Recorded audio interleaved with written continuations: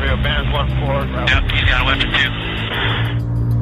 On April the 5th last year, the most shocking vision to come out of the war in Iraq was published by Wikileaks. Alright, firing. Line here.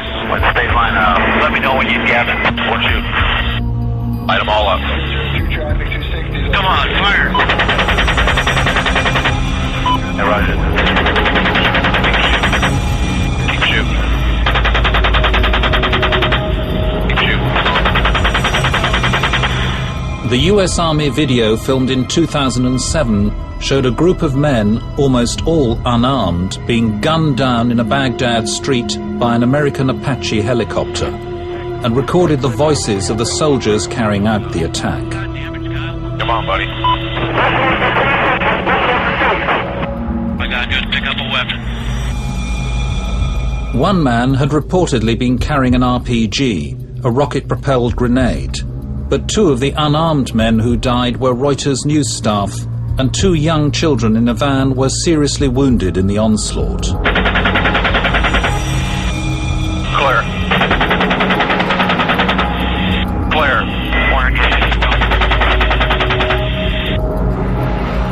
Coming around clear. The title given to the video, Collateral Murder, marked the launch of a new, highly politicized agenda for Wikileaks, driven by the website's founder, Julian Assange.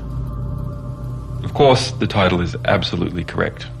It speaks about a very specific incident. If you go to collateralmurder.com, you will see the exact incidents, talking about when a man is crawling in the street, completely unarmed, wounded, and he is killed by a 30mm cannon from the air, very intentionally, and his rescuers.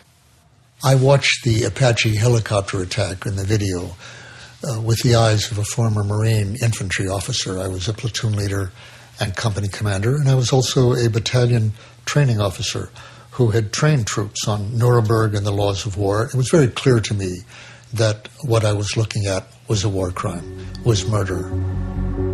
The video's credits paid tribute to our courageous source and advertised WikiLeaks' unbroken record in protecting confidential sources.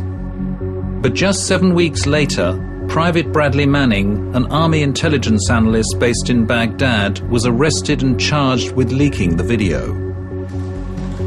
It was a shattering blow, as a former spokesman for WikiLeaks, Daniel Domscheit-Berg, recalled when he spoke to Four Corners in Berlin last month. When that happened, and when it was black on white that an alleged source of us was arrested, and it was in connection to this high-profile video, and it was by the US military, and he was detained in a prison in Kuwait, that was really devastating. And I can't even put words on how I felt. This was like falling into a pit that had no end.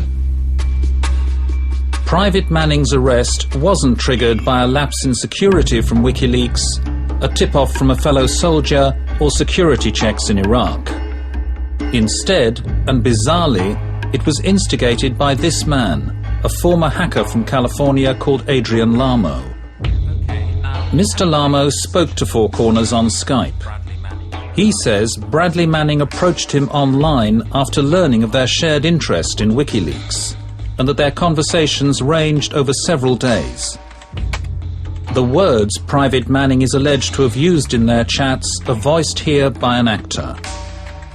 I'm an Army intelligence analyst deployed to Eastern Baghdad, pending discharge for adjustment disorder.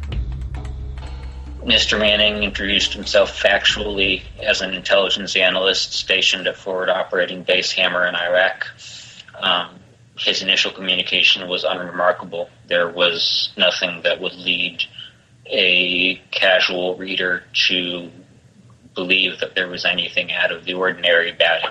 However, he soon began to drop hints about his access to classified information.